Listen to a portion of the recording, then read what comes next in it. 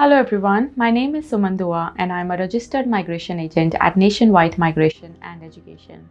We make videos every week in regards to Australian migration, and if you are interested in this topic, you may wish to subscribe to our channel.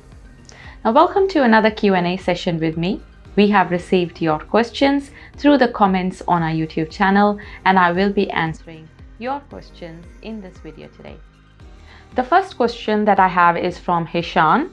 I'm a chef. I have completed level 4 cookery and diploma of hospitality management. If I want to gain more points, would you recommend me to do next advanced diploma or bachelor's degree? So Hishan, you do get 10 points for a certificate 4 in commercial cookery or a diploma, and even if you do an advanced diploma, you still get 10 points. So if you do want to increase your points, you will have to do bachelor's, in which case you will get 15 points. Now, bachelor's could take you another 1 to 2 years to complete. So instead of that, if you want to focus on increasing points for your English, where you can achieve 10 to 20 points, if you have a proficient or superior English, then that might be a better option. The next question I have is how long it can take for assessment by the RDA in direct pathway for offshore 491. So the recent applications that we have done in the direct pathway with New South Wales, they have taken 2 to 3 weeks. So it looks like they are pretty quick with these nomination decisions. Next one I have from Shalika. Hello ma'am, how can I decide the points for my work experience if the work experience is not relevant to the study? I have 7 years of work experience. Now, Shalika, to claim points for your employment needs to be closely related to your nominated occupation. And in most cases, it needs to be post-qualification. So it will depend on what studies you have done and what occupation you have to determine if you can claim employment points or not. Next one I have is, hello ma'am, I have received 190 invitation in February 2022, New South Wales System Analyst. How much time it will take for the visa grant?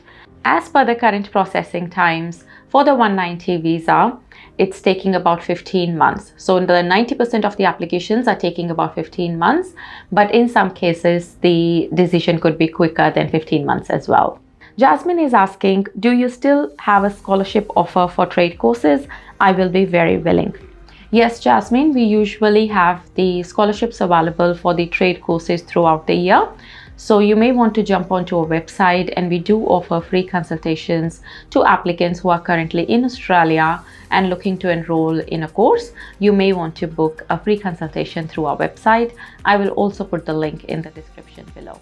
Surya is asking, is it better to do diploma or bachelor's in community services for getting jobs in the industry? So Surya, if you do a diploma of community services or a bachelor's in community services, your occupation outcome is community worker, which is on the short-term skilled occupation list. So this occupation is usually available for the 190 visa or the 491 visa. Abdul is asking, I hope you're fine and doing great. I just want to ask, in my passport, my given name is Abdul Ghafoor and surname is left empty. And in my EOI, I have written family name as Ghafoor and given name as Abdul. Is it okay, or should I change the name? Thanks a lot for your kind prompt response.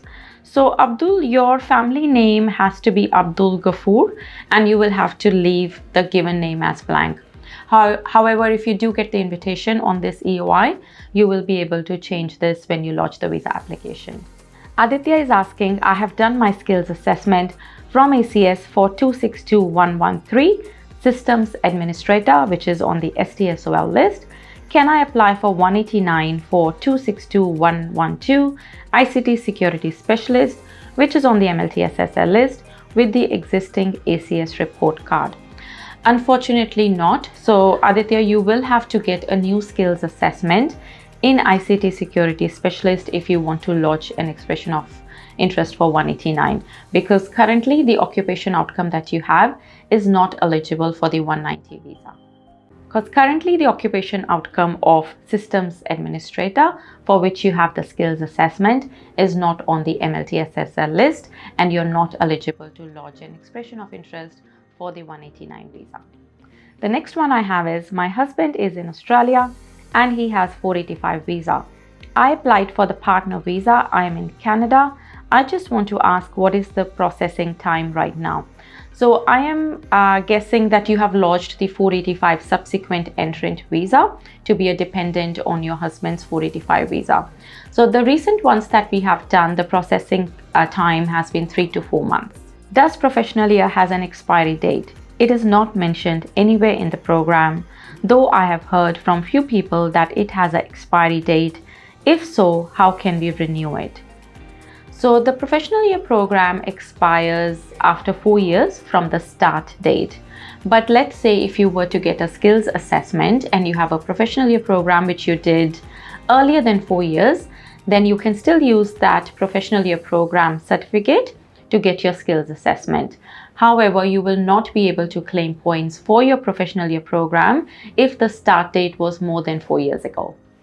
Venkatesh is asking, I'm on show, submitted EY for Analyst Programmer and have 75 points for New South Wales 190. Is there any chance of getting invited? Venkatesh, I think you do have a good chance of getting invited for 190 with 75 points, but do try to increase your points as well. Next one I have is, my spouse got 491 family sponsored visa granted today. However, I have received a pre-invite from Victoria. As I am secondary applicant on 491, so will this hurt my chances to get 190 Victoria nomination? So if you were included in that 491 visa application, like as the secondary applicant, so you also have the same condition that you cannot apply for the 190 or the 189 visa once the 491 visa is granted. So these were all the questions that I wanted to answer in this video today. However, I am making a follow-up video with part 2 and I will be answering some more questions. Stay updated about Australia's immigration. Make sure that you subscribe to our channel.